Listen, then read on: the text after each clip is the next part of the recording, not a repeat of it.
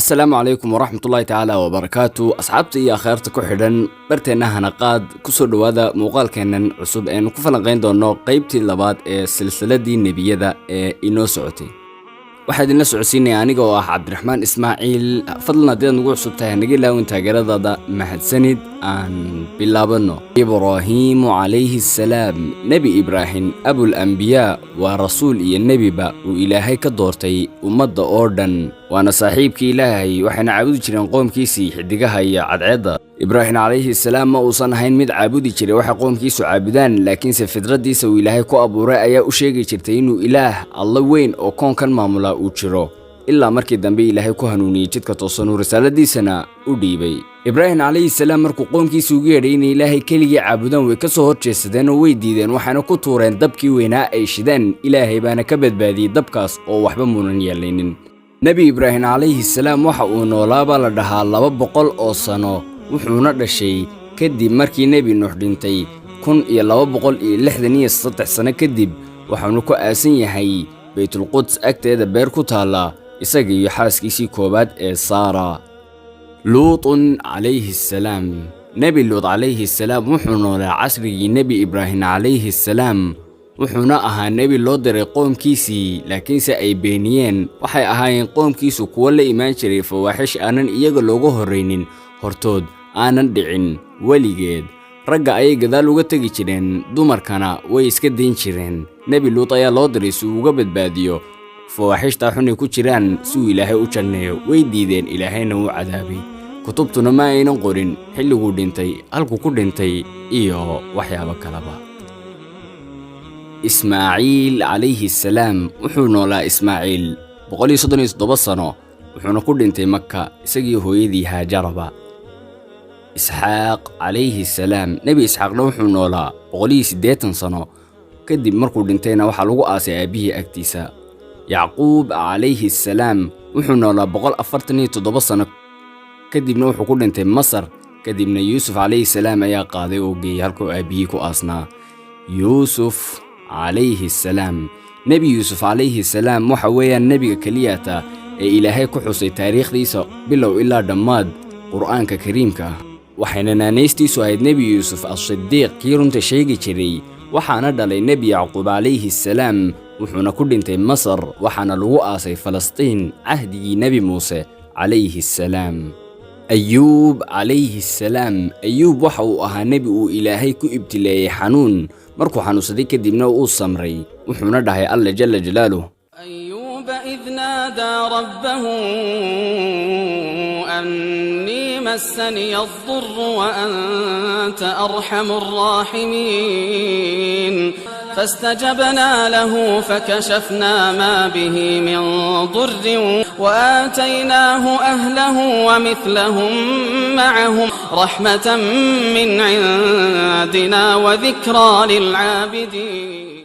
waxa uu noolaa nabi ayuub alayhi salaam 93 sano waxaana lagu aasay magaalo loo yaqaan sheekh saad oo ku taala dhulka shaam xaaskiisa agtiisa wallahu a'lam شعيب عليه السلام نبي شعيب وحو أها نبي لو ديري قومكيسي oo ku noolaa Madyan waxay ahaayeen qoomkiisu kuwa naaqosin jiray oo dadka khiyaameyn jiray oo ka kala dhimi jiray miisaan saaridda iyo waxyaabahaas la xiriira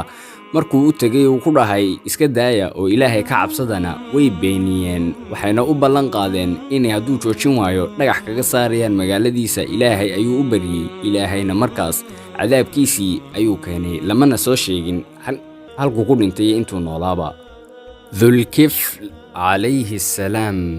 dhulkifl waxay culimadu isku haystaan inuu ahaa nabi iyo inuu ahaa nin wanaagsan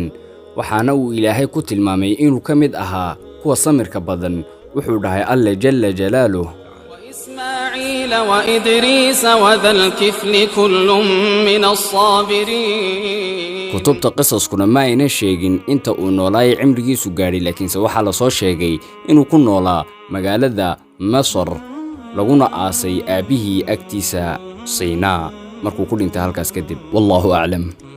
anbiyaa'u ahli alqarya waxay ahaayeen nabiyo loo soo diray magaalo ilaahay subxaanahu jalla jalaalu ayaa qur'aanka ku xusay wuxuu u soo diray ilaahay laba nabi wayna beeniyeen qoonkiisii ku saddexaad ayuu mar saddexaad u soo diray si uu ugu xoojiyo labada nebi, laakiinse way beeniyeen. culimmaduna way isku khilaafeen magaaladu tay ahayd iyo rasuullada magacdoodii, laakiinse Ilaahay maadaamuna ku xusan Qur'aanka magacyadooda, waxaa halkaas inooga muuqata inay wax faa'iido ahi ku jirin in la sheego magacyadooda. Yunus calayhi salaam, nebi Yunus wuxuu ahaa nebigii uu xuudku laqay ee Ilaahay ka dhex bariyay caloosha xuudka dhexdiisa. waxaa loo diray qoomkiisii, wayse beeniyeen, gadaalna dhammaantood way wada rumeeyeen. Ilaahay subxaanahu wa tacaala markuu u diray ay beeniyeen kadib, wuxuu ka soo baxay qoomkiisiiyo doon buu iska raacay. doontiina khalkhal ayay gashay. khalkhal markay gashay kadibna isagii ayaa laga tuuray oo uu xuudkii laqay. wuxuu dhahay Alle: إذ ذهب مغاضبا فظن أن لن نقدر عليه فنادى في الظلمات أن لا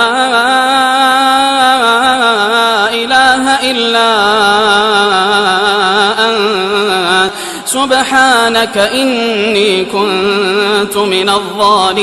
الظالمين فاستجبنا له ونجيناه من الغم وكذلك ننجي المؤمنين.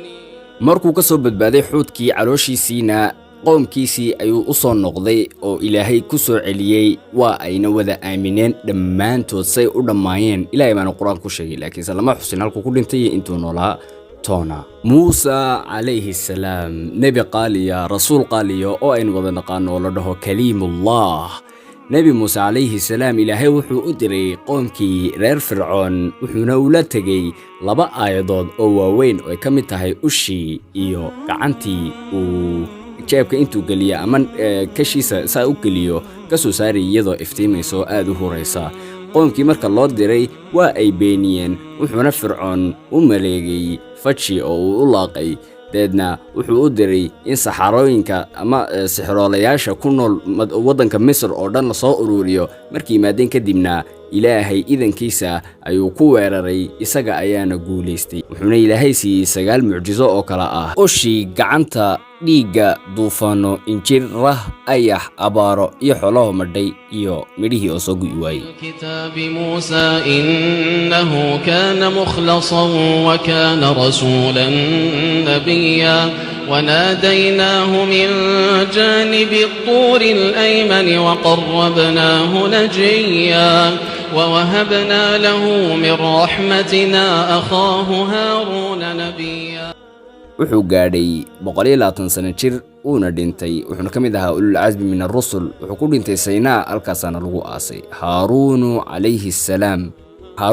salaam, wuxuu la dhashay nebi muuse calayhi salaam, waana saaxiibkii nebi muuse. waxaana Ilaahay ka dalbaday nebi muuse calayhi salaam markuu Ilaahay kula hadlay buurtii tuuri Saynaa inuu walaalkii uga dhigin nebi, waayo isaga ayaa carabkiisu iyo hadalkiisu hadal faseex oo la fahmi karaya ahaa. waxaana dhacday nebi muuse calayhi salaam markuu Ilaahay ballanka la lahaa uu u aadayey in nebi Haaruun uu kaga sii tegay reer bani Israa'iil. deedna ninkii Saamiri la dhihi jiray uu u abuuray, uu sameeyey dibi dinaahinaya ama ciyaya oo kaasna ay caabudeen oo sidaa ku gaaloobeen. wuxuuna noolaa 120 sano muddo gaadhisa. waxaanu ku dhintay Saynaa, halkaas ayaana lagu aasay. halkaas ayaan ku joojinaynaa muuqaalka qaybtii labaad ee silsiladii nebiyada min aadam ilaa Muxamed sallallahu alayhi wasallam. la soco fadlan qaybta 3 oo iinan ku dhaafin. waxaan kaga tegaynaa intaan muuqaalkan muuqaal la mid ah ku kulmayno. nabadii Ilaahay dushiina ha ahaato.